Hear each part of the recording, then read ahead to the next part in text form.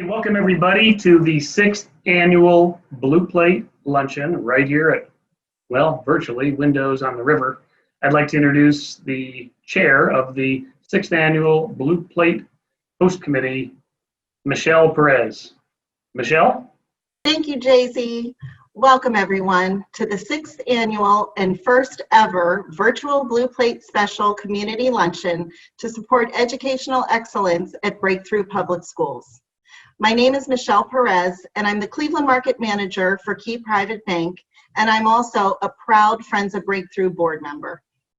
Before we get started with the program, I want to thank my fabulous Blue Plate Committee co-chair, Nora Loftus, along with our Blue Plate Committee members, Karen Long-Casio, Cosmo Daniele, Dave Loomis, and Craig Panzica, for their help in making this virtual event a successful reality. I'd also like to thank our event sponsors, Key Private Bank and Franz Ward Law Firm, for making this event possible. Here are a few facts about Breakthrough Public Schools. Did you know that Breakthrough is the third largest K-8 school system in Cuyahoga County? Our schools serve about 3,500 K-8 scholars, and we partner with our local school district, Cleveland Metropolitan Schools. We now have more than 1,850 alumni, with college graduation rates exceeding both the national and state average for lower income families. And if we're not for the COVID-19 pandemic, we would have our 3,500 scholars attending 12 schools on 7 campuses, all in Cleveland. In today's program, you'll hear from Nina Reese, Chief Executive Officer of the National Alliance for Public Charter Schools, and Breakthrough Public Schools Chief Academic Officer, Andrew McRae. Today's discussion, Opening Schools in the Midst of a Pandemic, Local and National Perspectives, will be moderated by Dan Moulthrop, Chief Executive Officer of the City Club of Cleveland. After the presentation, you'll hear from John Zitzner, President of Friends of Breakthrough, for short closing remarks. Several years ago, I toured a Breakthrough school and was amazed not only by the results achieved, but also by the infectious energy of the staff, faculty, and students. I was hooked and wanted to get involved. I'm now starting my 4th year as a Friends of Breakthrough board member, and I encourage you to see how you too can get involved. When our children succeed, we all succeed. Like all of you, I support quality education for all children in Cleveland, because education is urgent. Thank you for listening, and let's get started. Thanks, Michelle. My name is Dan Moulthrop. I am the Chief Executive at the City Club, and it's a real joy to be with you all today to have a conversation with a couple of folks who are really doing some incredible work leading the public charter movement, both here in Cleveland and nationally. I want to introduce you to them. Nina Reese is the CEO and President at the National Alliance for Public Charter Schools. She worked in the George W. Bush administration. She's the former Deputy Undersecretary for Innovation and Improvement there and led the Office of Innovation and Improvement at the U.S. Department of Ed for some time, overseeing approximately 28 different grant programs. Also joining us today is Andrew McRae. Andrew is the Chief Academic Officer at Breakthrough Schools. Andrew and Nina, it is so good to see both of you. Thanks for having us. Thank you for having us. Nina, I want to start with you. You tweeted recently, and I'm just going to quote it, concerns about equity, hybrid learning, and other issues impacting families are more acute than ever in education. We have complex challenges ahead, and I truly believe, you tweeted, charter schools are the most equipped to tackle them. Why do you believe that? Well, first of all, thank you so much for having me. It's exciting to do this. Unfortunately, we're not in person, but I hope to make it to Cleveland next year when you host this event again. So grateful to be with this group. I have known John Zitzner and the Breakthrough Network for quite some time and really impressed with their work. In terms of the question you asked, charter schools were created by individuals who bring a certain sense of urgency to the task, and they're freed from rules and regulations. That freedom allows them to adapt to the changing needs of things like this pandemic much faster. And we also now have some studies that demonstrate that we were responsive to the needs of our families. As soon as this thing hit, there was a study done by the Center for Reinventing Public Education that demonstrated that 18 of the highest performing networks responded immediately. 16 out of the 18 offered remote learning without skipping a beat. We did a study just a few weeks ago with Public Impact that also demonstrated that our smaller networks were just as responsive. So there is something in the spirit of the charter school community, but the key component, of course, is that we are in place because families have chosen us. And because of that, and because of the fewer rules and regulations that we have, we're able to respond much faster when crisis strikes. Andrew, I want to ask you specifically about what Nina said. I mean, she said that you're freer from regulations and some of the rules that your counterparts in traditional public schools face. Is that true? And were you able to pivot as fast as Nina was suggesting charter schools have? Yeah, thank you, Dan, for sort of having us, and I'm excited to be sharing with all of you. In terms of responding to your question, I think there are two things. One, I think that by having some of the flexibility and autonomy and control allowed us to be able to really be responsive to the needs of families quickly. The first is that I would say the spirit of charter schools, and specifically the spirit of breakthrough schools, is to ensure that we're creating educational equity and excellent educational opportunity for all kids in Cleveland. And so for us, that meant that when the pandemic hit, it was like, okay, well, how do we create equitable experiences and continue to have high quality experiences? So that meant we had to start by sort of reflecting on our values, which meant the first thing we did was think about how can we ensure the mental, physical, and emotional safety and well-being of our students and families, and then the physical, mental, and emotional safety and well-being of our staff. And ultimately, in the move to remote learning, that then meant we were able to use all of our sort of network-wide resources to ensure students had access to our newly designed remote learning program, communicate with our families to ensure that they were getting supported in getting on board and access to that program. And then, of course, over time, ensuring that that program continued to increase its effectiveness and responsiveness based on what we're hearing from our families on the ground. And so I think it's a twofold thing. I think one part of it is sort of having the flexibility and autonomy as a part of those reduced sort of regulations. And I also want to be clear that doesn't necessarily mean reduced oversight or accountability. It doesn't mean that. But I think what it also did was it allowed us to be able to innovate and respond to this challenge in ways that we just would not have been able to do at the speed in which we were able to do them in a traditional environment. Andrew, can you take us back to that moment in March? I mean, it's hard to remember, and it's almost traumatizing to go back to March. So do I have to? Yeah, but talk a little bit about what it took to bring your colleagues together to make that change to remote learning and to do it so quickly. Because I know that there were a lot of school districts where it happened right around spring break. And everybody was like, oh, we're just going to deal with that after spring break. And then they got back from spring break, and some districts were like, we need a week before we can actually start remote learning. And then it was actually 2 weeks. So talk about how quickly you moved and what it took to bring your colleagues along, and how enthusiastic they were in ensuring that kids were first. So I think one of the great realities of being at Breakthrough Schools, and I think schools like Breakthrough Schools, is that our ultimate loyalty and commitment are to students and families. And so for us, as we sort of sat in a separate leadership team meeting, watching the governor on sort of live television announce that schools were closed, we immediately pivoted to, okay, how do we build a plan that's responsive and is clear to our students and families, that's simple, and that we can, of course, deliver at a high quality bar. And so the first step for us was getting the entire network leadership team together as quickly as we could, including all of our principals, and having a series of cascaded conversations that says what we were and were not doing. Our immediate commitment was to say that we're going to build a cohesive sort of response across all of our schools, and that we're going to centralize the communication, the academic support with a key group of educators making those decisions in a centralized way.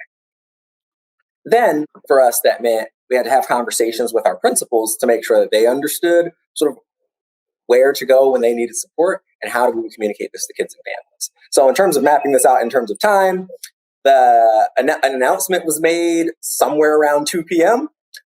By 5 p.m., we had communicated out to all of the stakeholders, including kids and families. Later that evening, we planned with our principals on a series of conference calls. By the next day, we sent all of our scholars home for the break. We spent our spring break time really building out our digital infrastructure and working with our IT teams, our academic leaders to make sure we were prepared. And when we came back, we built in another week where we could deal with the educational access, the technological access issues that inevitably come about when you switch to remote learning, particularly in communities in which we serve, which are economically under-resourced communities in Cleveland. And we spent the next week really training our staff live on how to operate remotely. And so for us, from the moment we got the announcement, we immediately went to work and were able to go from announcement to full deployment in about 12 days. Nina Reese, talk about how that's different, how Andrew's story, how Breakthrough's story fits into your understanding of what happens in education broadly, and how it's, and really to the extent that you can, where Breakthrough falls in the spectrum of charter schools that are, some of which are high performing and some aren't. Well, that's a great question. And I was watching this unfold in my perch at the federal level. And one of the things we noticed very quickly is how slow, unfortunately, many school districts were in responding to the pandemic. And if you recall, a lot of the news stories at the time were centered around them not knowing if they would be able to offer remote learning, if they couldn't serve the needs of special needs students. So a lot of them spent weeks not doing anything. And for every low-income child in our system, a single day out of school is bad, but think about it as, when you think in terms of weeks. So fortunately, this experience at Breakthrough so far seems to be pretty typical of most of our charter schools, at least the ones that we have interacted with, because of the spirit of service, because of the nimbleness and entrepreneurial spirit, the budget flexibility, you have to move dollars around. Even if they didn't have access to remote learning in terms of internet access, a lot of them came up with other ways of doing this. I was talking to a network out of Indianapolis where the leader called and said, look, I made homework packets and food available for parents to come pick up at school. If they didn't pick it up, I was delivering it at their homes.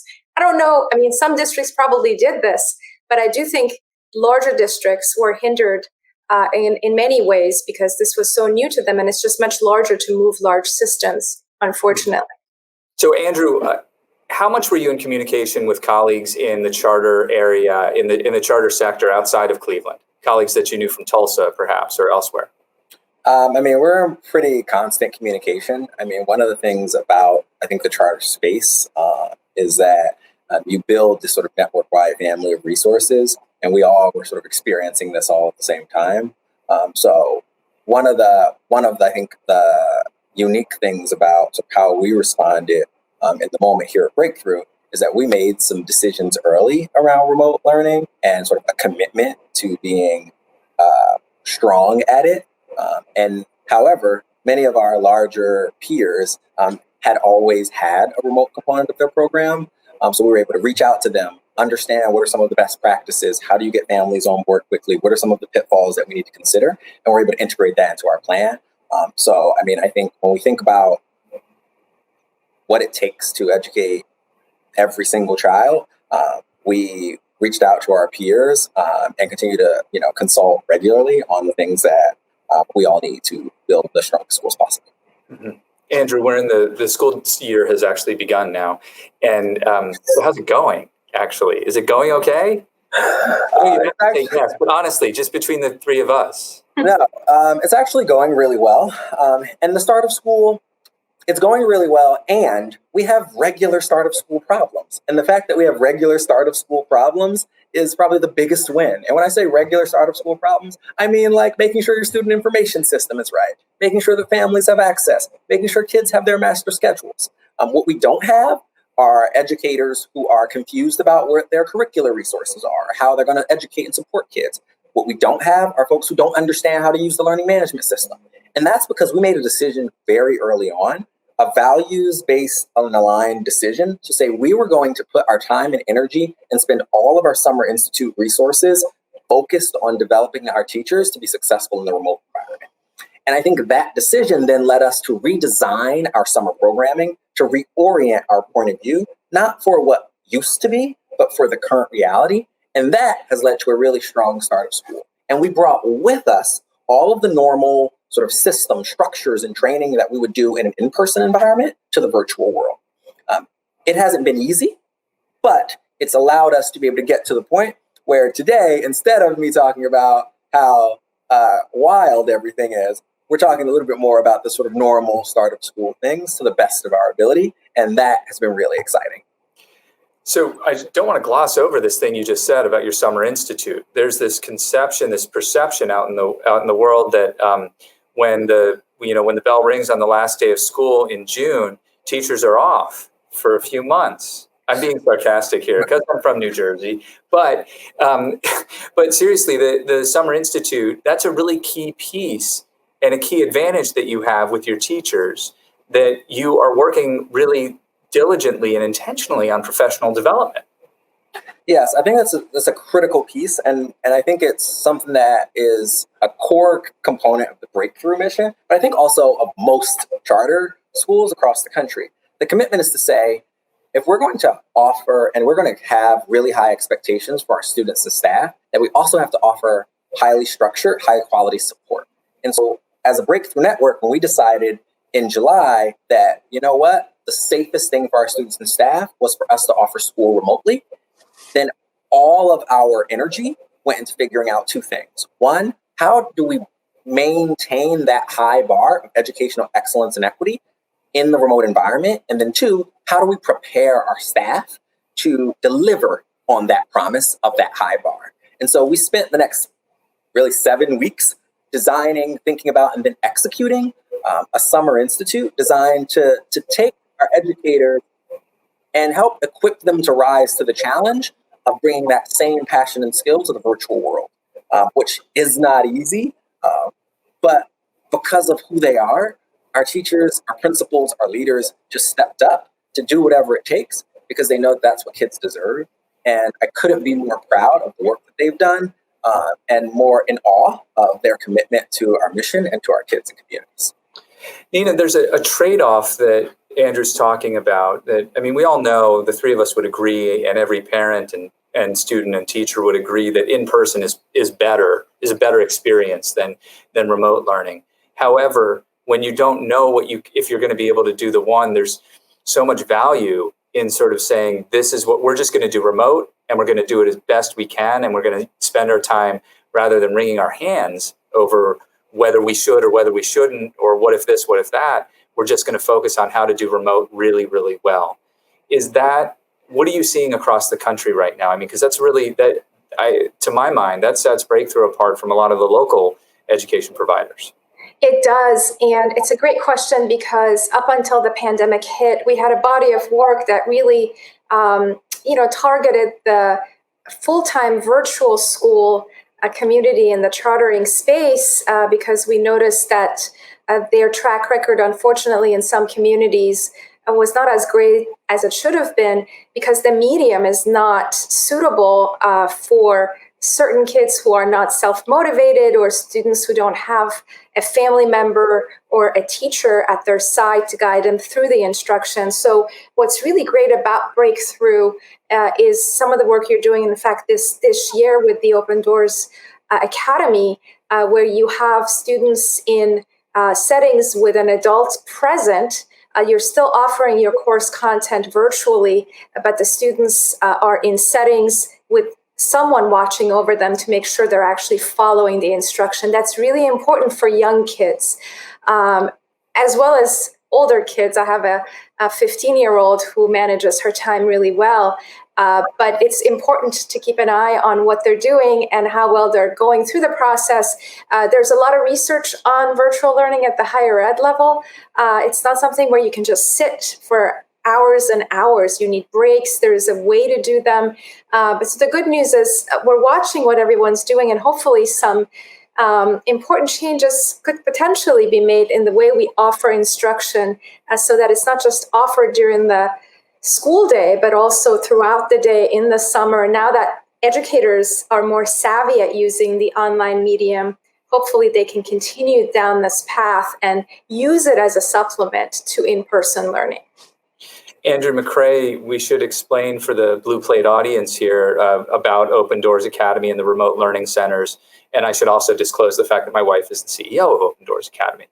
But talk a little bit about that partnership and what's going to happen and how many students you'll serve. Yeah, thank you. So our partnership with Open Doors Academy is in order to provide our students and families with a place where students can have a qualified adult to support them and monitor them while they complete remote learning in a safe, socially distant environment. What we know is that some of our families, for a variety of reasons, are not able to create the space to support their students in remote learning at home. They could be essential workers, they could be first responders, single parents, and we wanted to ensure that no scholar did not have access to the optimal experience of remote learning. And so we were excited to partner with Open Doors Academy to operate remote learning centers.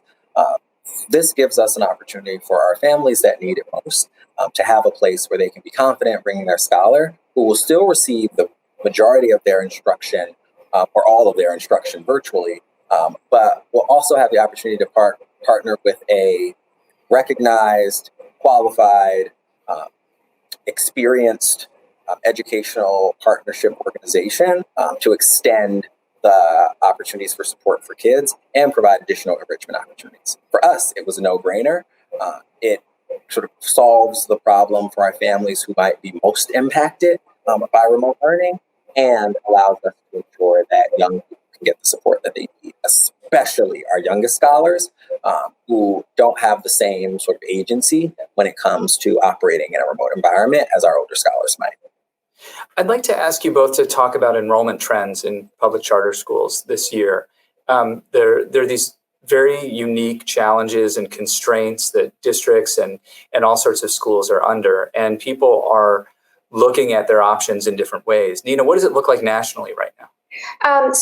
We scrubbed the data very carefully. We won't know the exact numbers until sometime at the end of the year. The numbers have definitely gone up in certain communities.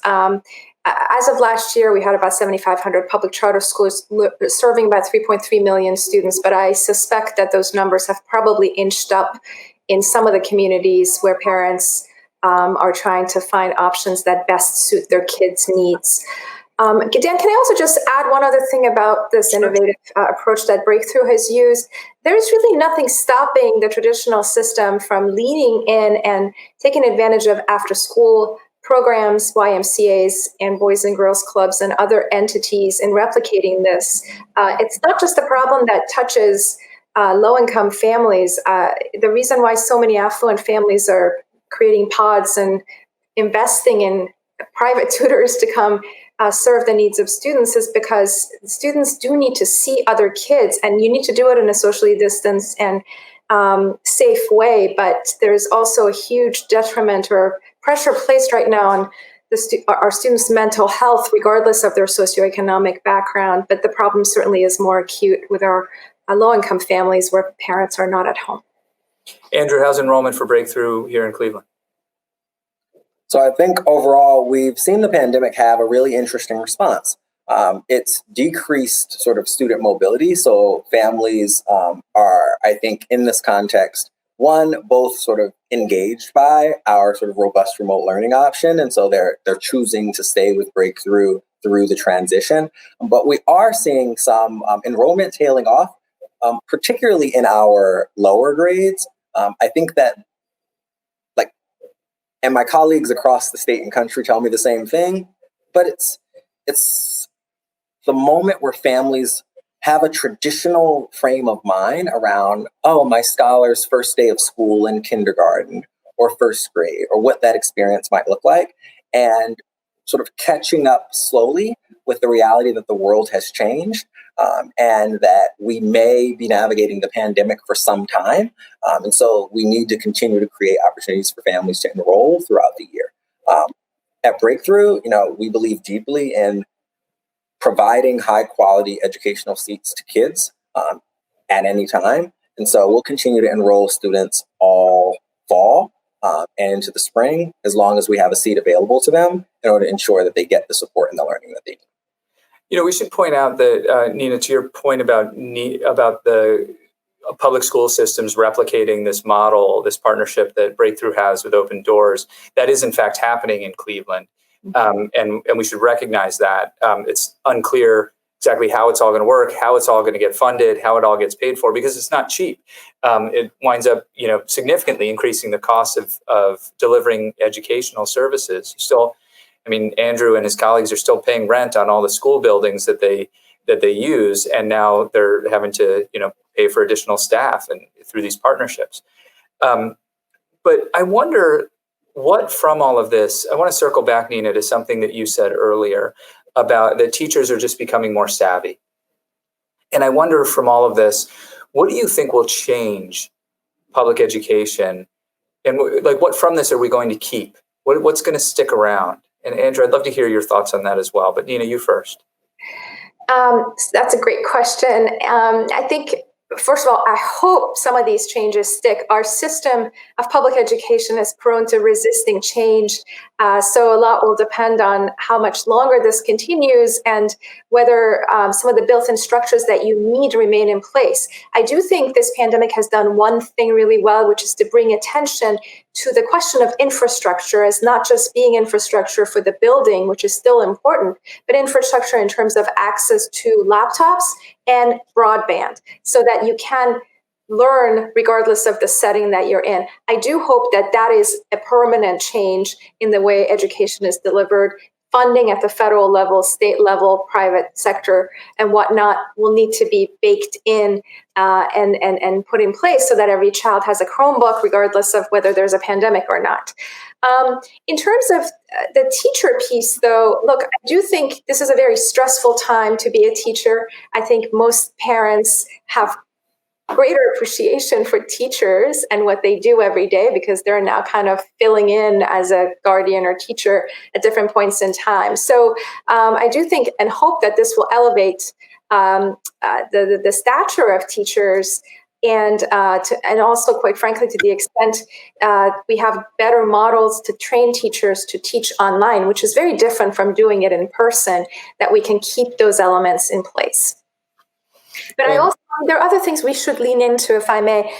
Look, this moment in time has also brought greater attention to the disparities between the haves and have-nots, and the gaps are bound to expand because affluent families, as I mentioned, have already figured out ways to make sure their children don't fall behind. So, in that respect, I do think nationally, certainly, with funding and support, the discussions around, making sure that we're fully funding a child's education, that dollars are actually, connected to students in the systems that are best serving them. Those discussions can definitely continue in the public setting, certainly, and I hope we can continue having them and that it will have a more permanent impact on the way we fund education.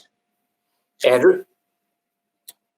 Yeah, I agree with everything Nina said, and I have a few. I would say the first is that I hope that I think that the technological changes will stay. What the pandemic did is, educational technology and educational technology resources have been around a long time, and a lot of that innovation has largely lived in the higher ed space. And what we have for the first time in the modern era of education is a total and complete and radical shift in the way that professional educators deliver instruction, and doing so through the bevy of sort of educational technology tools that are available to us. I think that is here to stay. The fact that we can now build robust systems into fully integrated learning management systems that provide families and students and teachers with access to data in real time, that families have so much more insight and autonomy into tracking their students' progress and being able to communicate with the schools being able to access their kids' teachers. I think those things are here to stay and are sort of positive outcomes of this ongoing work. I also think that districts have had to get really thoughtful about how we support and develop our professional educators, how we lead professional development, how we think about providing support in a remote context. And I think that those skills will stay as well, because we can now more dramatically expand the impact of our individual teachers and leaders and professional developers in order to ensure that our adults are as prepared as possible to provide great instruction to kids. But I think I want to circle back to one point Nina made, and that's around, like, I hope that this is the point where we stop and recognize all of the things we ask of schools from an equity perspective. What it requires of a school system to do what we have done and what so many of our colleagues around the country have done is not just unfair, but ultimately unjust.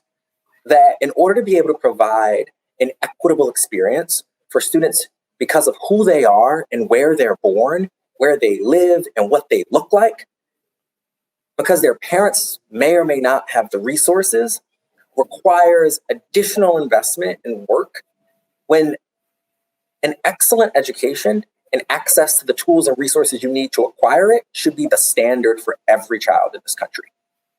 What I think this pandemic will do is, and continues to do, is expose how entrenched the philosophy, the structures, the sort of inherent inequity in our system on a stage and on a scale where it can no longer be denied. And I think that is something that I hope starts an ongoing conversation about what's possible for kids and about what we need to do as adults to change it. Andrew, I hope you're right about that. I have to confess that I'm not always optimistic that that's the case, though, given the political divisions that exist in our world. Nina, do you see politicians and those with whom you are advocating in Washington understanding? Are they speaking Andrew's language? Does that message resonate with them?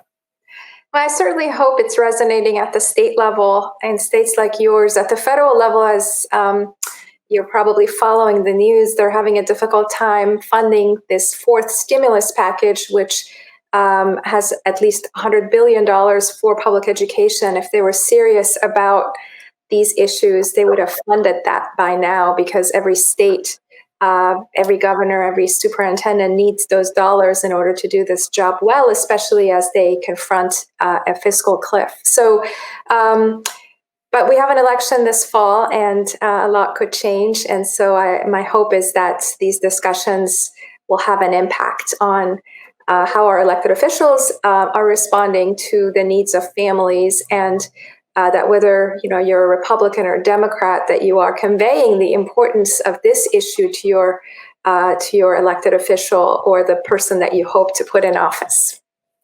Nina Reese is the president and CEO of the National Alliance for Public Charter Schools. Andrew McCrae is Cleveland's own, Breakthrough's own chief academic officer. Thank you both for being a part of the Blue Plate Luncheon. This has been fantastic to talk with both of you. Thank you so much. Thank you so much for having us. All right, we're going to throw it back to John Zitzner. JZ, it's all yours. Thanks, Dan. Thanks to you, Nina Reese, for joining us. I really appreciate it. And thank you, Andrew McCrae, for taking time today to fill us in on all the things Breakthrough is up to. We really appreciate you three. Dan, you did a terrific job. Again, Nina, we welcome you back next year. Hopefully we'll do this live. Well, clearly, you outlined a new way to do school, and it's very interesting. We opened now about a week ago, and things are going pretty well. In a couple more weeks, we are announcing and we will be opening our remote learning centers. And the unique thing about remote learning centers is that they are available to all enrolled Breakthrough students. If you're not enrolled yet, excuse me, you can enroll in our schools and then apply for access to a remote learning center. They're in very high demand. We hope we can accommodate all who need one. They are free. Unlike some of the other remote learning centers that have popped up around town, which can be a burden for parents to pay for those. So all you have to do is enroll your child and then apply. If you are interested in perhaps helping us this year with our remote plan, including remote learning centers and including all the things that we need to give to families to help them learn, I just want to outline a couple ideas for you. First of all, as you know, we supplied hotspots to those families that needed them, and each hotspot is about $280, including the data plan. Chromebooks just went up in price about 25% from the spring, and now when we purchase Chromebooks, they're about $250 each. Every scholar needs a Chromebook. To give you an idea about the remote learning centers, those are not paid for by the state and the state foundation money that comes in. So we have to raise money on top of that in order for families to be able to have a safe place for their child to learn. The remote learning centers that are available around town, as you know, are charging families upwards of $30, $40, $50 or more dollars per day. Our remote learning centers are offered for free. The cost, however, to do this is about $25 a day. So that adds up to about $500 a month, or to put a full scholar through a full year of a remote learning center is close to $5,000. If you could help with any of that, it would be great. And lastly, hey, if this was a live lunch, you probably would have bought a ticket for $60 for lunch. So that's another way to help. If you're interested in any of these things, you can just go onto the website, breakthroughschools.org, find the Victory Fund, and you can contribute there if you choose to. I hope you enjoyed the lunch. If you did, we're going to send a link out to all of you so that you can repost it or send it to friends who may want to listen in. And they can watch it after the premiere by clicking on this link and see the entire broadcast again.